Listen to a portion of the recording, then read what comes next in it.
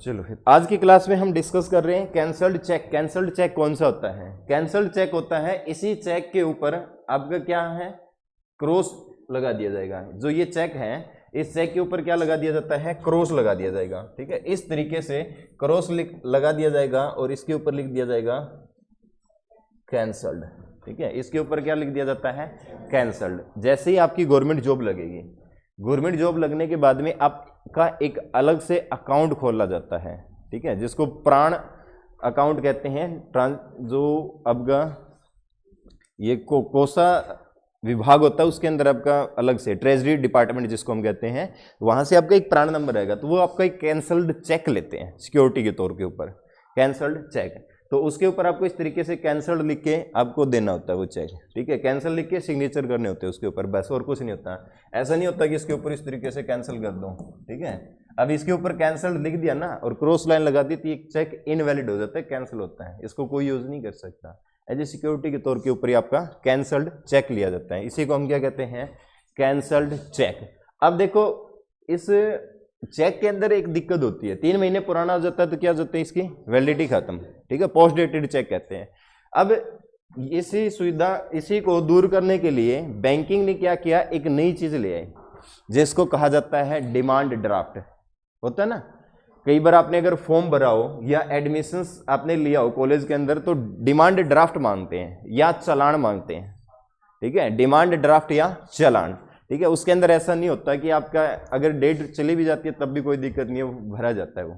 ठीक है, चालान तो भरा जाता है, डीडी हमें कटवा के, ठीक है, जिसके अकाउंट के अंदर भेजना होता है उसके नाम का डीडी दिया जाता है। डिमांड ड्राफ्ट बोलते हैं। डिमांड मतलब मांग करिए किसी ने, ठीक है, ड्राफ्ट की, हमसे कोई मांग कर रहा है डिमांड का, तो उसकी हम जो डिमांड है वो पूरी करते हैं, वही होता है demand draft.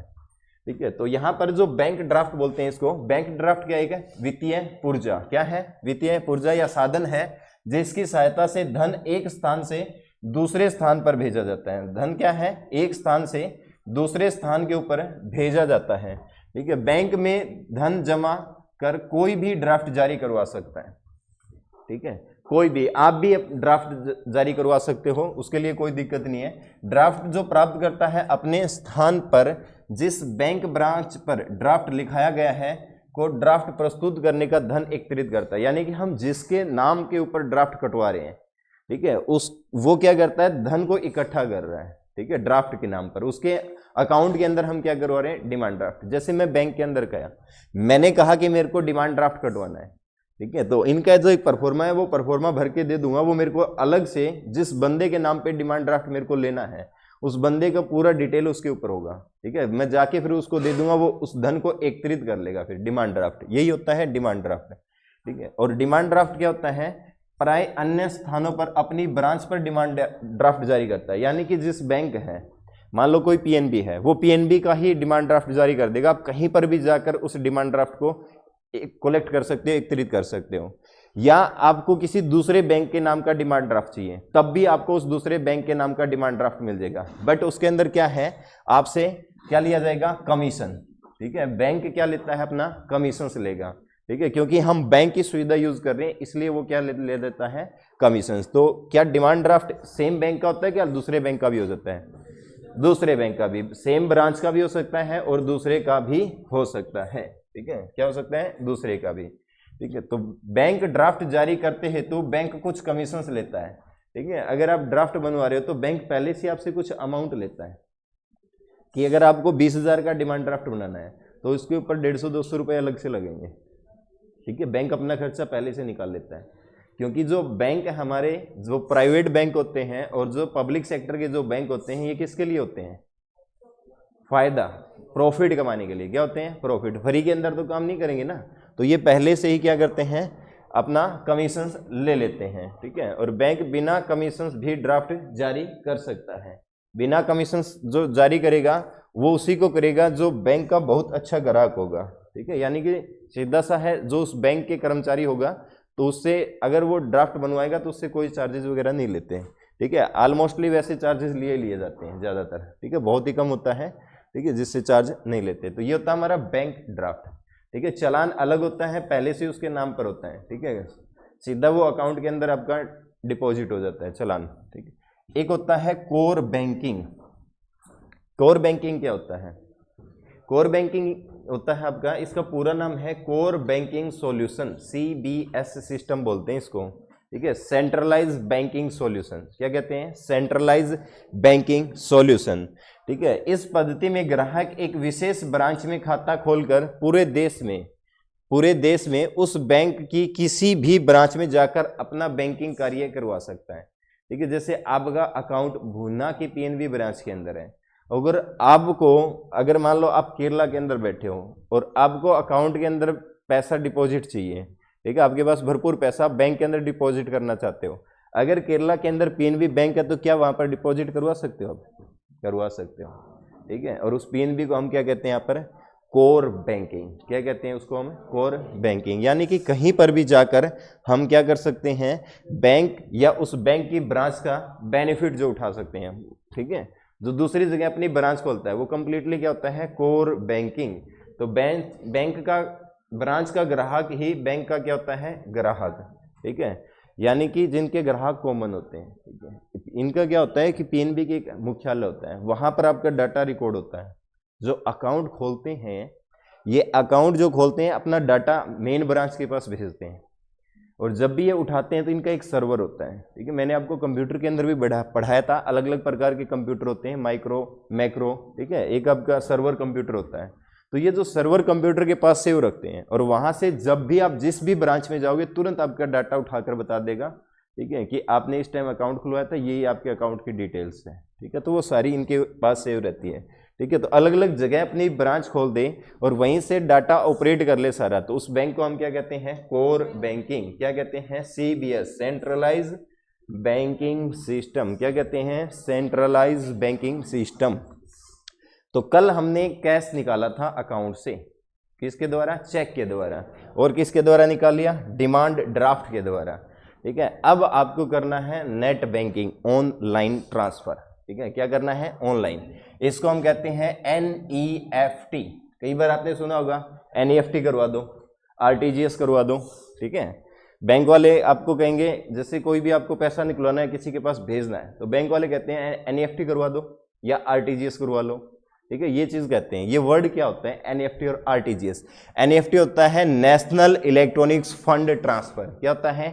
National electronics fund transfer. ये क्या होता है आपका? NEFT।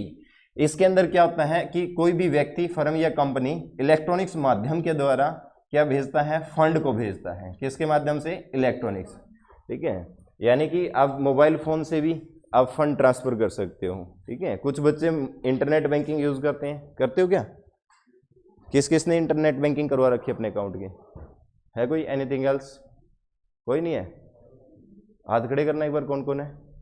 अरे पैसे नहीं चुरा रहा। कल मेरे पास एक फोन आया था, ठीक है, आपको बताता हूँ मैं इंटरनेट बैंकिंग की। कल मेरे पास एक का फोन आया था, बोले कैसे हो सर? बढ़िया। पहचाना नहीं? मुन्ना। ठीक है, अच्छा कोई नहीं, मैं पहचान लेंगे। बोल क्या काम था?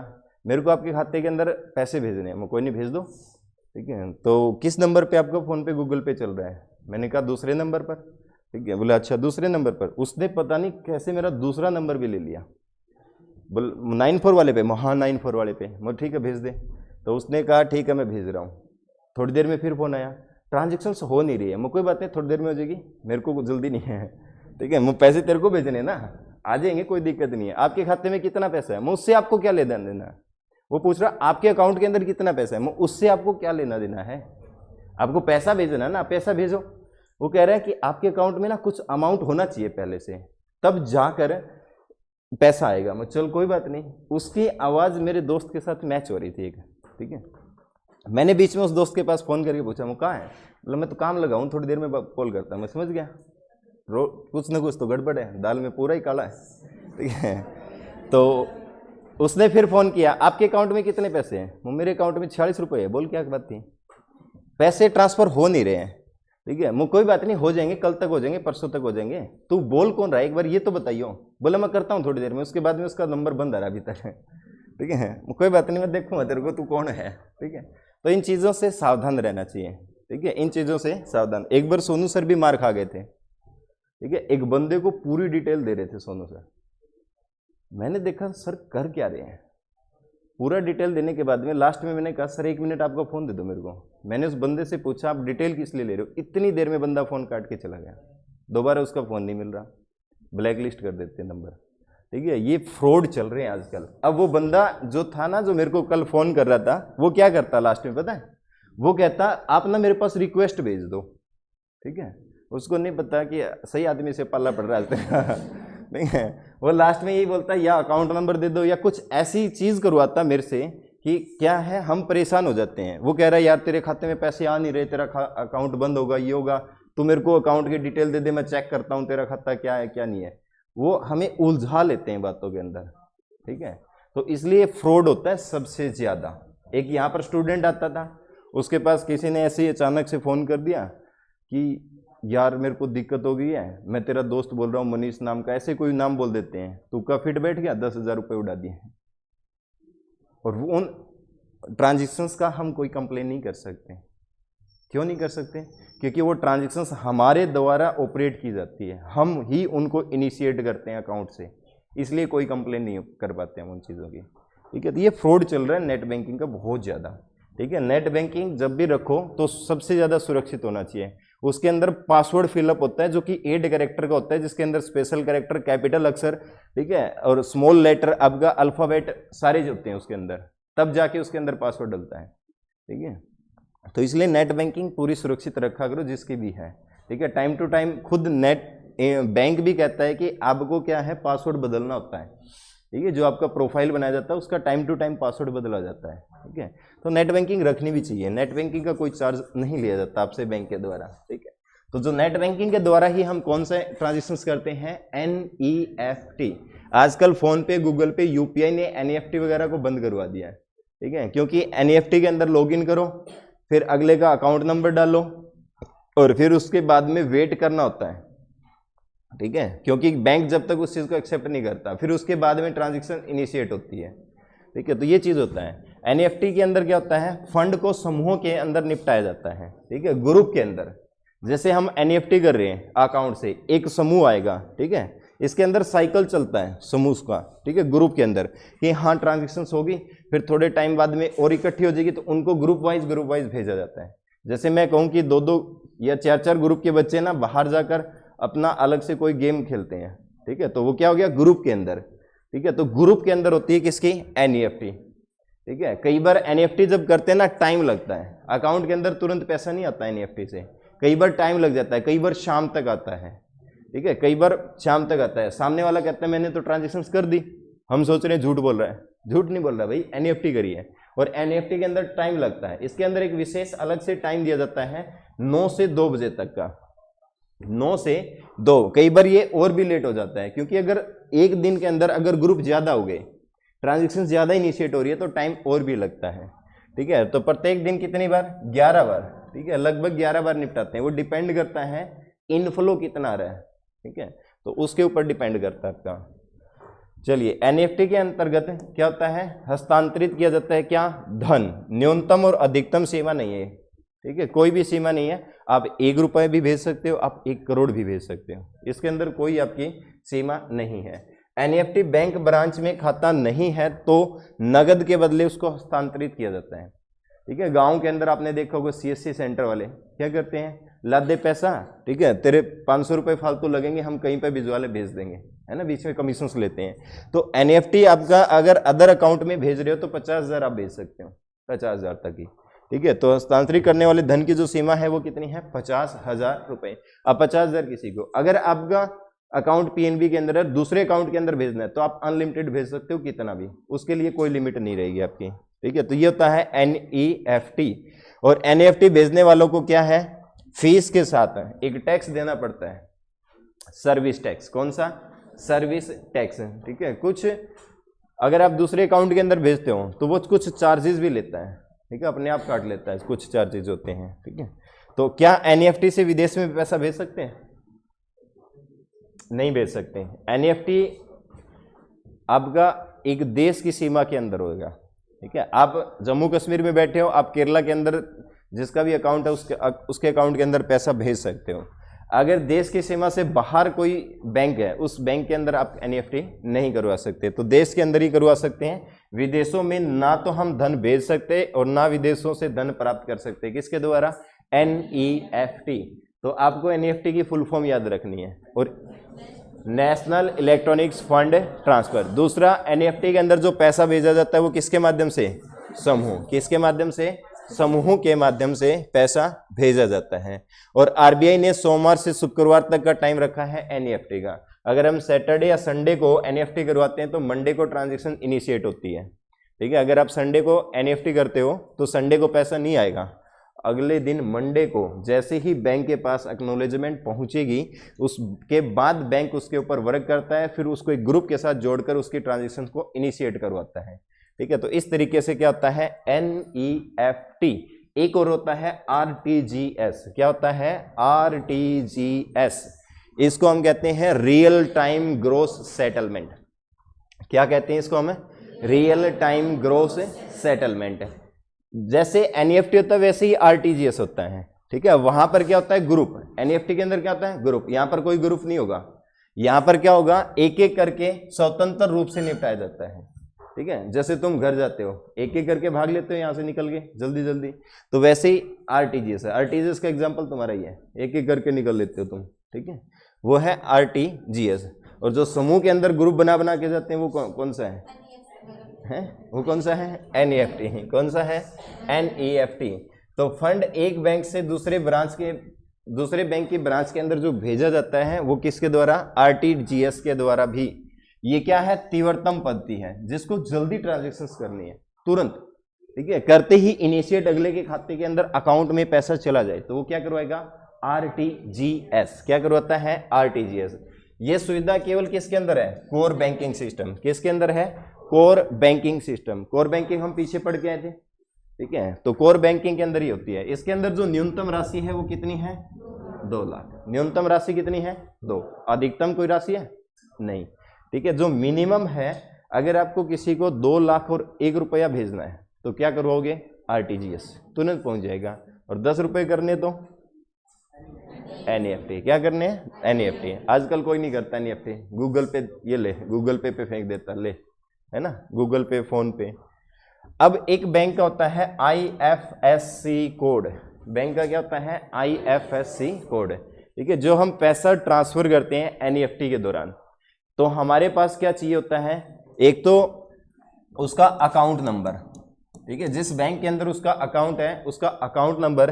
दूसरा, उसका नेम ज्यादा कंपलसरी नहीं है, नेम ना हो तब भी काम चल जाता है। अकाउंट नंबर और एक क्या होना चाहिए? IFSC code. ये अगर 2 चीज है तो हम पैसा ट्रांसफर कर सकते हैं। ठीक है, नाम ज्यादा जरूरी नहीं होता, क्योंकि आईएफएससी कोड उस ब्रांच का होता है, ब्रांच, और अकाउंट नंबर जो होता है उस बैंक के अंदर होगा आपका। ठीक है, किस बैंक के अंदर कहाँ पर आपका अकाउंट होता है वो डिटेल आपका अकाउंट नंबर और किससे पता चलती है? IFSC code. आईएफएससी का फुल फॉर्म क्या होता है? Indian financial system code. Indian financial system code. ये आईएफएससी एचएससी ने पूछा था इसकी फुल फॉर्म एक बार, ये आईएफएससी का फुल फॉर्म क्या होता है। तो इस इंडियन फाइनेंशियल सिस्टम कोड के अंदर कितने लेटर होते हैं? 11। कितने लेटर होते हैं? 11 लेटर होते हैं। ये क्या होते हैं? अल्फा न्यूमेरिक कोड होते हैं। क्या होते हैं? Alpha numeric. एनईएफटी, आरटीजीएस और इलेक्ट्रॉनिक्स के माध्यम से जितनी भी हम बैंकिंग के अंदर ट्रांसफर करते हैं उसके लिए हमें किस चीज की जरूरत होती है? आईएफएससी। तो जो 11 कोड के अंदर पहले 4 वर्ण किसको रिप्रेजेंट करते हैं? बैंक के नाम। नीचे मैंने एक एग्जाम्पल दिया है, PUNB किसका है? Punjab national bank. किसको प्रदर्शित करता है? पहले 4 बैंक के नाम। अंतिम 6 अक्षर किसको? बैंक की शाखा। किसको? बैंक की शाखा को प्रदर्शित करता है। कौन से? अंतिम 6 लेटर। ठीक है, 44 और 6000। ये क्या बता रहा है कि ये बैंक की शाखा कहाँ पर है। ठीक है, तुरंत आप गूगल करके देखना, ये फतेहाबाद की शाखा है। ठीक है, फतेहाबाद के अंदर, ठीक है, सिरसा रोड के ऊपर MM कॉलेज के पास में एक ब्रांच है PNB की, उसका ये आईएफएससी कोड है। ठीक है, और बीच वाला जो 5वां अक्षर है 0, ये किसको रिप्रेजेंट कर रहा है? In future. अगर हमें इन फ्यूचर अगर जरूरत पड़ती है, जैसे ये कोड पूरा हो गया, इन फ्यूचर हमें एक और कोड की जरूरत पड़ती है तो किसको यूज करेंगे? इस 0 को। ठीक है, आप सभी का आईएफएससी कोड के अंदर शुरुआत के 4 अक्षरों को छोड़कर 5वां अक्षर 0 मिलेगा। ठीक है, चेक कर लिया क्या?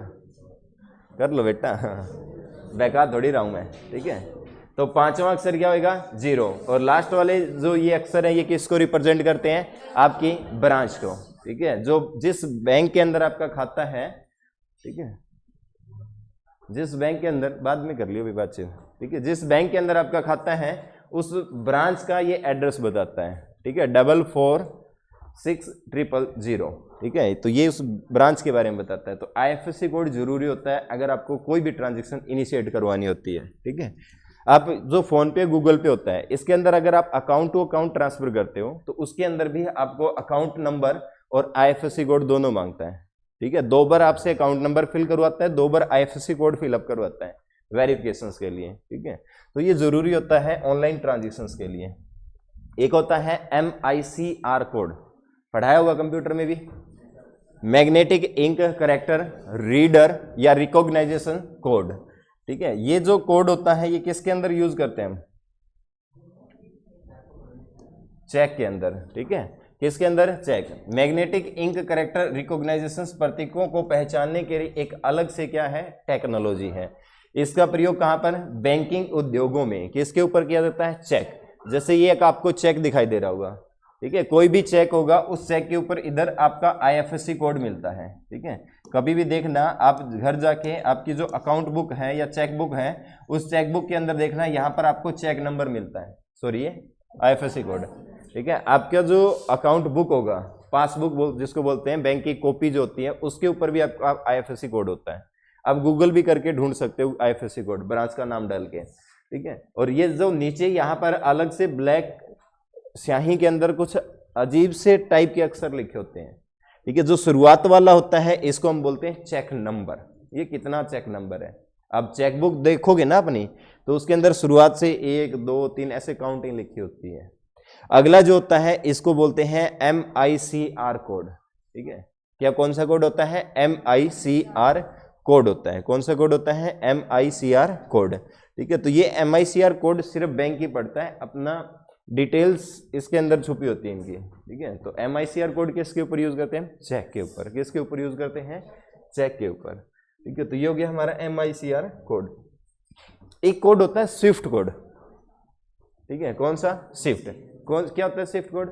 स्विफ्ट गाड़ी के अंदर डाला और चलेगी, वही स्विफ्ट कोड होता है। स्विफ्ट, अगर आपको विदेश से पैसा मंगवाना हो, ठीक है, तो उसके लिए आपको क्या चाहिए? स्विफ्ट कोड, अन्यथा आप पैसा नहीं मंगवा सकते।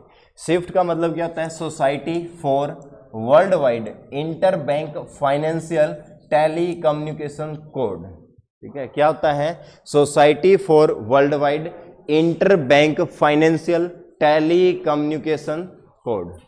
ठीक है, जब भी आपको विदेश से पैसा मंगवाना हो, जैसे मान लो आपका भाई विदेश में काम कर रहा है, ठीक है, मान लेते हैं, ठीक है, और उसने भरपूर पैसा कमाया क्योंकि विदेश के अंदर सैलरी ज़्यादा होती है। तो विदेश के अंदर जब सैलरी ज़्यादा होती है तो वो उसको पैसा भेजना है भारत के अंदर, तो उसके लिए क्या चाहिएगा? अलग से स्विफ्ट कोड। और ये स्विफ्ट कोड से सीधा आपका क्या पैसा नहीं ट्रांसफर होता, इस स्विफ्ट कोड से क्या होता है कि संदेश को भेजा जाता है। ठीक है, उस संदेश के माध्यम से ही फिर हम पैसों को मंगवा सकते हैं। पैसा जो ट्रांसफर होता है ये वो संदेश ही हमें बताते हैं कि किस तरीके से पैसा ट्रांसफर होता है। ठीक है, तो ये आईएफएससी कोड क्या है? मैसेजिंग नेटवर्क है। क्या है ये? मैसेजिंग नेटवर्क है। इसका उपयोग कौन करता है? वित्तीय संस्थान। ठीक है, वित्तीय संस्थान जानकारी को क्या रखते हैं? सुरक्षित रूप से भेजने के लिए। ठीक है, अपनी जो जानकारी होती है वो सुरक्षित रूप से भेजते होते हैं। ठीक है, इसका उपयोग कहाँ पर? अंतर्राष्ट्रीय बैंकों के बीच जो भुगतान किया जाता है, यानी कि जो लेन देन जो किया जाता है अंतर्राष्ट्रीय बैंकों का, उसी के अंदर। और घरेलू ट्रांजेक्शन हेतु क्या चाहिए होता है? आईएफएससी। इंटरनेशनल ट्रांजेक्शन्स के लिए क्या चाहिएगा? IFSC code. ये क्या करता है? भुगतान संदेश से जाता है। ठीक है, स्विफ्ट कोड क्या करते हैं? इसका जो भुगतान होता है वो संदेश के माध्यम से होता है, यानी कि संदेश भेजते हैं उसी के माध्यम से। ठीक है, प्रति एक दूसरे खाते के माध्यम से आगे की कार्रवाई की जाती है। ठीक है, स्विफ्ट कोड के द्वारा ही। ठीक है, ये 8 से 11 लेटर का होता है। स्विफ्ट कोड कितने का होता है? 8 से 11 लेटर का होता है आपका स्विफ्ट कोड। ठीक है। इन्हीं के लेटर के अंदर बैंक की पूरी जानकारी छुपी होती है, स्विफ्ट कोड के अंदर, ठीक है। मंगवा रहे क्या किसी से पैसे मुकेश कुमार? हलचल काफी हो रही है तुम्हारे अंदर यहाँ पर, है यहाँ वाले कब्बू अजय वही बोलता जी, है ना। आज इधर अगला आता है एटीएम। आज एटीएम की शेयर कर लेते हैं, ठीक है। अगला क्या आता है? एटीएम। एटीएम क्या होता है? Automated teller machine. क्या होता है? Automated teller machine. टेलर का मतलब होता है काउंटिंग करना। टेलर का मतलब क्या होता है? काउंटिंग। जो ऑटोमेटिक काउंटिंग करके मशीन, ठीक है, जिसके अंदर आपको जरूरी नहीं है पैसा ही निकाल सको। दिल्ली के अंदर जाओगे तो वहां पर आपके लिए मिल्क के लिए भी एटीएम लगा हुआ है। पैसे डालो मिल्क निकलेगा, पैसा डालो पानी निकलेगा। 1 रुपए के अंदर आपका लगभग आधा लीटर पानी आ जाएगा, 1 या 2 रुपए में। 5 रुपए के अंदर बोतल भर जाएगी पूरी 2 लीटर वाली, ठीक है। तो वहां पर अलग अलग, ठीक है। आप किसी इस एटीएम का किसी भी चीज के लिए इस्तेमाल कर सकते हो, किसी भी चीज के लिए, ठीक है। काउंटिंग करने के लिए मेन इसका इस्तेमाल किया जाता है एटीएम का। एटीएम क्या होता है? एक स्वचालित मशीन होती है। इसमें क्या होता है? प्लास्टिक कार्ड, डेबिट या क्रेडिट कार्ड 2 होते हैं, इनको हम क्या करते हैं? डालते हैं, और अपना एक व्यक्तिगत पहचान नंबर, ठीक है, क्या होता है? पर्सनल आइडेंटिफिकेशन नंबर जो होता है, पिन जिसको आप बोलते हो। पिन का मतलब क्या होता है? पर्सनल आइडेंटिफिकेशन नंबर, ठीक है। हम कहते हैं ना पिन मत बता दियो किसी को। आजकल सरकार ने क्या कर दिया, अगर आप 10,000 की ट्रांजेक्शन कर रहे हो एटीएम से तो ओटीपी आता है, ले लो भाई पिन ले लें। पहले जब नए नए एटीएम की शुरुआत हुई थी ना, तो कोई एटीएम में अगर खड़ा होता था ऐसे छुप कर उसको पिन डालते थे, ठीक है। जब अरे उसके पास एटीएम ही नहीं होगा तो वो कैसे पिन का क्या कर लेगा, क्या लेगा, है कुछ कर सकता है? नहीं कर सकता। तो ये वो पिन नंबर होता है, ठीक है। इसका रुपया निकाल कर जमा, रुपया निकाला भी जाता है और क्या किया जाता है? जमा भी। आजकल एटीएम मशीन ऐसी भी आती है जो अकाउंट के अंदर आपका पैसा जमा भी करती है। इधर पीएनबी भुन्ना के अंदर लगी हुई है आपकी, ठीक है, लगी हुई है ना। और का हाँ एसबीआई, अच्छा इधर पीएनबी बोल दिया क्या? एसबीआई, ठीक है। आगे एसबीआई के अंदर चेक भी वहीं पर जमा हो जाते हैं मशीन के अंदर भी, ठीक है। वही वहां से रुपया निकाला और जोड़ा जाता है, ठीक है। भारत के अंदर एटीएम को जोड़ने वाला जो नेटवर्क होता है उसको क्या कहते हैं? National financial switch. क्या कहते हैं? National financial switch. एटीएम का जो नेटवर्क का जो संचालन करता है भारतीय राष्ट्रीय भुगतान नियम। कौन सा? भारतीय राष्ट्रीय भुगतान नियम, NPCI, national payment corporation of India, ठीक है। ये कंपनी है, ये इसका भुगतान वगैरह करती है, ठीक है। एनपीसीआई कंपनी है, इनके नियम बनाए गए हैं, यही क्या करता है? भुगतान। इसकी जो खोज है 1967 के अंदर किसके द्वारा? जॉन सेफर्ड वार्नेस। किसके द्वारा? जॉन सेफर्ड वार्नेस। बट भारत के अंदर सबसे पहले जो एटीएम शुरू हुआ था, पहला एटीएम 1987 के अंदर, ठीक है, किसने? मुंबई के अंदर। किस बैंक के द्वारा? HSBC। किसके द्वारा? HSBC, इस बैंक के द्वारा। ये एक विदेश का बैंक था, हांगकांग और संघाई बैंकिंग कॉरपोरेशन लिमिटेड इसको कहते हैं। इसी ने भारत के अंदर सबसे पहले 1987 के अंदर एटीएम लगाया था। उसके बाद भारत के अंदर एक सबसे बड़ा बैंकिंग वित्तीय संस्थान है जिसको हम क्या कहते हैं? एसबीआई। एसबीआई ने अपना एटीएम 2004 के अंदर कहां पर? कोच्चि में। कोच्चि में भी कहां पर? झनकार। कोच्चि के अंदर भी कहां पर है? झनकार, है ना। झनकार, झनकार में सबसे पहले पैसों की झंझनाहट हुई थी, है ना। तो यहां से याद करना किसने करी? एसबीआई ने। अब एटीएम अलग अलग प्रकार के एटीएम होते हैं, ठीक है। हम तो जो पैसे निकालते हैं हम देखते हैं कि कौन सा एटीएम है, किसका एटीएम है। ऊपर देखते पीएनबी का, घुस जाते पैसे निकाल के बाहर। क्या मतलब हमें? तो मतलब है हाँ पैसे से मतलब है, ठीक है। बट बेटा नॉलेज भी मैटर करती है, ठीक है। आज के बाद में आप देखना, ठीक है, जो एटीएम से पैसे निकलवा रहे हो वो एटीएम किस प्रकार का होगा, ठीक है। ये वो चीजें हैं, अगर इनको आप रियल लाइफ के अंदर उतार लोगे ना तो जिंदगी में मार नहीं खाओगे। नहीं तो रट्टा मारते रहना और पैसे से मतलब रखते रहना, ठीक है, और कुछ नहीं होगा फिर, ठीक है। तो एटीएम के जो प्रकार है, सबसे पहला कौन सा? बैंक का एटीएम। क्या होता है? बैंक का एटीएम। इस एटीएम का स्वामित्व यानी कि इसके ऊपर जो अधिकार होता है किसका? उस बैंक का। जिस बैंक का ये एटीएम है उसी बैंक का। जैसे पीएनबी, ठीक है, जैसे भुन्ना के अंदर आपका एचडीएफसी का जो बैंक है उसके सामने एचडीएफसी का, आईसीआईसी है उसके साथ आईसीआईसी का, ठीक है, जिस बैंक का होता है उसी बैंक का एटीएम होता है, ठीक है, उस बैंक का ही उसके ऊपर क्या होता है, अधिकार, और उसका जो संचालन है वो भी कौन करता है, बैंक। अगर उसका एटीएम का सर्वर डाउन हो रहा है, जिम्मेदारी किसकी, बैंक की। उसके अंदर दिक्कत आ रही है तब भी जिम्मेदारी किसकी, बैंक।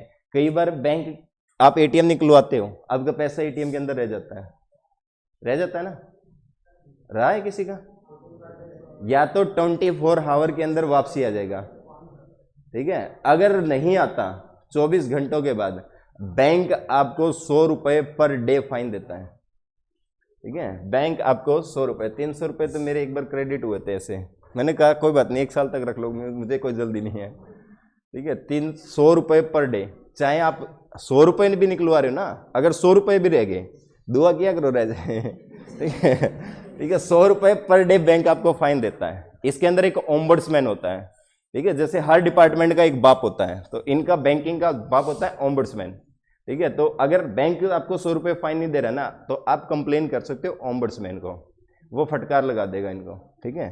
जैसे हर डिपार्टमेंट के अंदर एक विजिलेंस डिपार्टमेंट होता है, उसी तरीके से इनके अंदर होता है ओम्बड्समैन, ठीक है, वो इनकी वाट लगा देता है? किस्मत अच्छी रखनी पड़ती है, ठीक है, ठीक है। देखो ये सभी के साथ नहीं होता, बहुत कम होता है, ठीक है। खासकर बता देता हूं, बुंदा के अंदर सबसे ज्यादा जो होता है वो एसबीआई के बैंक एटीएम के साथ होता है। हाँ जी, नहीं, अगर पैसे उस समय आपके अकाउंट से कट गए, आपको तुरंत कंप्लेन करनी पड़ती है टोल फ्री नंबर के ऊपर। अगर आप कंप्लेन नहीं करते तो आपको पैसा नहीं मिलेगा फिर, ठीक है। ये मेरे साथ हुआ था जब मैं सोनू सर की शादी में जा रहा था, मेरे को अर्जेंट पैसे की रिक्वायरमेंट थी, ठीक है। 10,000 एटीएम नहीं रख लिए, अकाउंट से भी कट गए, आए भी नहीं वापसी, आज का काम खत्म हो गया हो, ठीक है।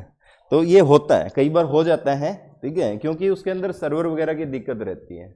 फिर उसके बाद में बैंकिंग के अंदर ये पॉलिसी बनाई गई है कि लोगों को ज़्यादा मतलब नुकसान ना हो, तो इसलिए फिर वो नुकसान की भरपाई करने के लिए 100 रुपए पर डे फाइन दिया जाता है, ठीक है। ये बैंक से ही लिया जाता है, ठीक है। जो एटीएम होता है, एटीएम में बैंक अपना क्या लगाते हैं, लोगो लगाते हैं, ठीक है। ये मशीन तैयार करके बैंक खरीदता है और उसके ऊपर अपना लोगो लगाकर वहीं बैंक के पास इसको स्थापित कर देता है, ठीक है। तो बैंक, ये बैंक का एटीएम होता है। एक एटीएम होता है ब्राउन लेबल एटीएम। कौन सा? Brown label ATM. ये वो एटीएम होता है जिस एटीएम के अंदर कुछ जिम्मेदारी तो उस बैंक की होती है और कुछ जिम्मेदारी होती है दूसरी थर्ड पार्टी की, ठीक है। इसके अंदर क्या होता है, एटीएम में नगद की व्यवस्था और इंटरनेट सर्वर की व्यवस्था कौन देगा? बैंक है। और बाकी जो शेष काम है वो किसके द्वारा? थर्ड पार्टी के द्वारा। किसके द्वारा? Third party. और इसके ऊपर लोगो भी कौन लगाएगा? बैंक अपना, ठीक है। यानी कि उसके अंदर कुछ भी खराबी आ रही है तो वो थर्ड पार्टी की जिम्मेदारी होगी, ठीक है। बैंक की कोई जिम्मेदारी नहीं होती। बैंक का काम है उसके अंदर पैसे डालना और उसके अंदर जो ऑपरेटिंग सिस्टम ऑपरेट किया जा रहा है उसकी जिम्मेदारी, बस, और कोई जिम्मेदारी नहीं है, ठीक है। जैसे आप तुम यहाँ आ रहे हो, ठीक है, तो तुम्हारी जिम्मेदारी हमारी यहाँ पर, यहाँ से जाने के बाद हमारी कोई जिम्मेदारी है? फिर घर वालों की जिम्मेदारी है ना, कहाँ की? घर वालों की, ठीक है। तो उसी तरीके से ये एटीएम होते हैं, ठीक है। तो जिसको हम क्या कहते हैं? Brown label ATM. क्या कहते हैं? Brown label ATM. एक और आता है आपका व्हाइट लेबल एटीएम। कौन सा आता है? White label. व्हाइट लेबल क्या होता है? ये गैर बैंकिंग वित्तीय कंपनियों द्वारा संचालित एटीएम को कहते हैं। आजकल क्या कर रहे हैं कि अलग अलग कंपनियां अपना एटीएम स्थापित कर रही है, अलग अलग प्रकार की जो कंपनियां होती है, ठीक है। बट इसके ऊपर क्या होता है? बैंक का लोगो नहीं लगा होता, ठीक है। इसके ऊपर क्या होता है? बैंक का लोगो नहीं लगा होता। एक मैं आपको दिखा देता हूं इसके अंदर, अगर डाउनलोड में आया तो। पीडीएफ ओपन हो गया।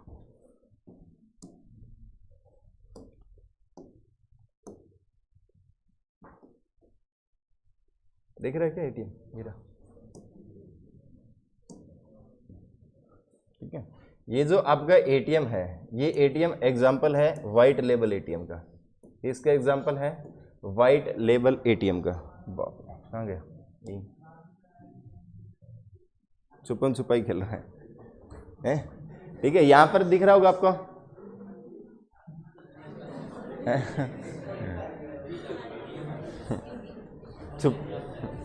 छुपन छुपाई खेल रहे हैं, ठीक है। यहां पर क्या लिखा है? ए टाटा प्रोडक्ट, टाटा कंपनी का एटीएम है, ठीक है, किस कंपनी का है? टाटा कंपनी का। ठीक है, ये कौन सा एग्जाम्पल है? व्हाइट। अलग अलग कंपनियां अपने धीरे धीरे एटीएम लेके आ रही है, एटीएम लेके आ रही है। ठीक है, तो वहां पर कई बार आपने देखा होगा एक अलग से पिंक कलर किया हुआ एटीएम, पूरा वो जो उसका कमरा सा होता है अलग से पिंक कलर का, खासकर महिलाओं को ध्यान में रखते हुए बनाया जाता है। महिलाएं भाग के जाती है एटीएम में, हो बाप पिंक कलर का मिल गया, जल्दी से इसमें पैसे निकलवा लो, है ना। तो ये जो एटीएम होते हैं कौन से होते हैं? White level ATM. कौन से एटीएम होते हैं? व्हाइट लेवल एटीएम होते हैं। रुक जा भाई, ये तो नहीं जाएगा।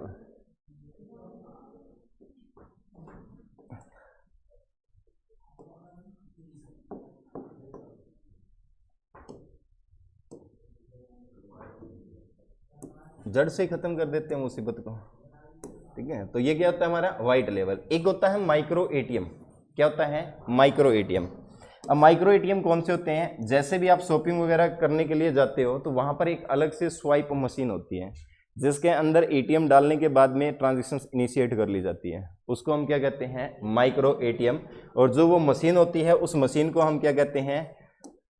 पोस्ट ऑन, ये पॉइंट ऑन सेल। क्या कहते हैं? Point on sale. आपको दिखा देता हूं पॉइंट ऑन सेल कौन सा होता है। Point on sale machine.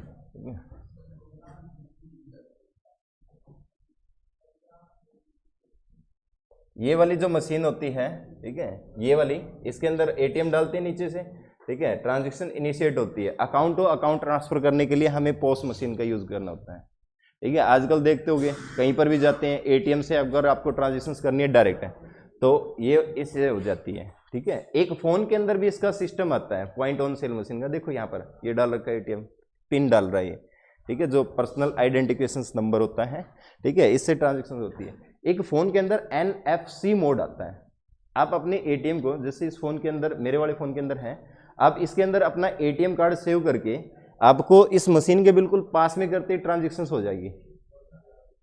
ATM card की जरूरत नहीं है। ठीक है, NFC मोड होता है मोबाइल फोन के अंदर। ठीक है, उसके इसके बिल्कुल पास करोगे ना तो अपने आप ट्रांजैक्शन इनिशिएट हो जाएगी। और उसके बाद में यहाँ पर आपको पिन डालना है, बस कार्ड नहीं रखना। ठीक है, कम से कम संसाधनों का अधिकतम उपयोग करना क्या कहलाता है? इकोनॉमिक्स। इसलिए फोन का भरपूर फायदा उठाना चाहिए। ठीक है, कार्ड आप उठाते फिरते हो, जरूरत नहीं है कार्ड उठाने की। ठीक है, आप मोबाइल फोन से इनिशिएट कर सकते हो। ठीक है, इसी को हम क्या कहते हैं? Micro ATM. क्या कहते हैं? Micro ATM. एटीएम कितने प्रकार के? 2। एक को क्या कहते हैं? Debit card. एक को क्या कहते हैं? क्रेडिट। ठीक है, ये डेबिट कार्ड आप सभी के पास होता है, क्रेडिट कार्ड कुछ ही लोगों के पास होता है। ठीक है, बेफालतू के जो खर्चे करवाता है वो कौन सा कार्ड? क्रेडिट। लिमिटेड खर्चे करवाता है कौन? डेबिट। इसलिए आप देखते होगे जो कैशबैक या नई नई जो स्कीमें आती हैं, ठीक है, वो सबसे ज्यादा किसके ऊपर आती है? Credit card. किसके ऊपर आती है? क्रेडिट कार्ड के ऊपर। ठीक है, क्योंकि बैंकिंग आपको लुभा रहा है। ठीक है, बैंकिंग आपसे खर्चा करवा रहा है। आपके पास पैसे नहीं यार, आपके पास डेबिट कार्ड है, आप खर्चा कर सकते हो डेबिट कार्ड से, ये इससे क्रेडिट कार्ड से। अगर आपके पास पैसा नहीं है, आपके पास क्रेडिट कार्ड है, क्योंकि क्रेडिट कार्ड क्या देता है? आपको लोन देता है। क्या देता है? लोन देता है। 30 से 40 दिन के लिए इसके ऊपर कोई ब्याज नहीं लगता, और जब ब्याज लगता है तो भरपूर ब्याज लगता है। ठीक है, जब तक नहीं लगता तब तक नहीं, और जब लगता है भरपूर। तो अगली क्लास में हम देखेंगे कि बिना पैसे से हम कैसे खर्चे करते हैं, है ना। सिर्फ प्लास्टिक मनी, इनको प्लास्टिक मनी कहते हैं एटीएम को। ठीक है, और एक ये डेबिट कार्ड। इनको अगली क्लास में, इसको रिवाइज कर लेना क्लास को, आज वाली को। ठीक है, इसमें थोड़े स्टैटिक पॉइंट ज़्यादा आपके, बस।